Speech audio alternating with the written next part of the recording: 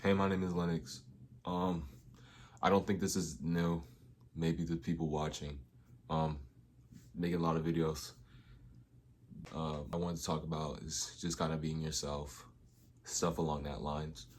Um, the first thing I wanted to bring up is I feel like, and what I've noticed throughout kind of watching and being, in school, is I see a lot of people searching, like looking, like kind of, no one wants to be alone. People want to find people. People want to, you know, do their thing, and that's cool.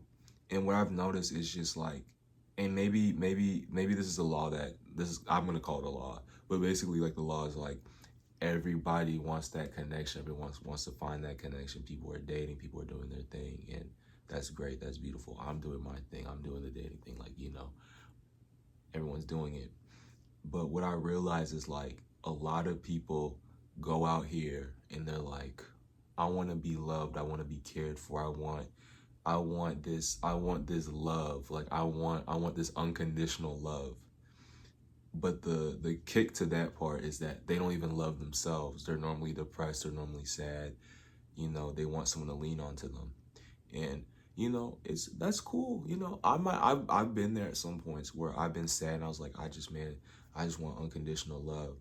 But I feel like in order to either find that type of love, you just kind of have to love yourself first. And I think that's a hard pill for everyone to really swallow when it comes to loving yourself, because I think people spend more time looking for what they want, and they don't even have that want themselves. So they don't even really know what they even want to begin with, if that makes sense. I'm praying that makes sense. It makes sense to me. Um, and it's really it's kind of, it's not sad to watch, but it's like it's sad to see it unfold, like because it's like a never winning story, right? And there's, of course, there's some outliers to my thought, my little philosophy, right? Of course, like there's someone could have been really sad and be like, I need someone right now, and they could have found that someone that bettered them. But in most cases, and what I see, it's just no one really works on themselves, and they just want what they don't have. And then when they have it, they're like, whoa, what is this? What is this energy? What is this? And they can't handle it. And it's just, and it's something I'm learning. And I kind of had to step back for a little bit and kind of reevaluate myself. Right, I was like, man, like hold on, like let me practice what I preach, right? And so I started I'm on my journey now of kind of like loving who I am, because I think a lot of people don't really realize how much they like themselves. Like I see it a lot. Like sometimes like people don't really value themselves in situations. They just kind of like, I don't know how to describe it. It's like a type of feeling I get. Like I can just kind of feel when someone's like not who they like. They're not like, they don't like themselves. And like it's okay not to like yourself. It's okay to like yourself.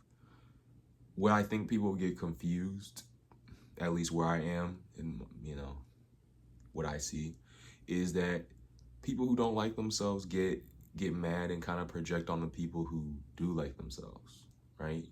It's like this egotistical thing. And I mean, I'm not gonna read too much into it, because I don't want to like get someone mad or butthurt. But everything boils down to like kind of when you're like little, when you're a baby, right? You build these things, you go through things, you have these traumas, you have these triggers, you have these things, right? And a lot of people use trauma as a scapegoat for all these things, when the truth is like, you can't use that scapegoat all your life. Like you can't. How do you grow if you have a bruise, like let's say like I had like a cut on my arm, right? If I have a cut, right, at some point you're gonna have to rip off the band-aid and let it bleed and let it breathe, because it doesn't just get better with the band-aid on, right? You need oxygen, you need the outside air, like you need some exposure from the outside.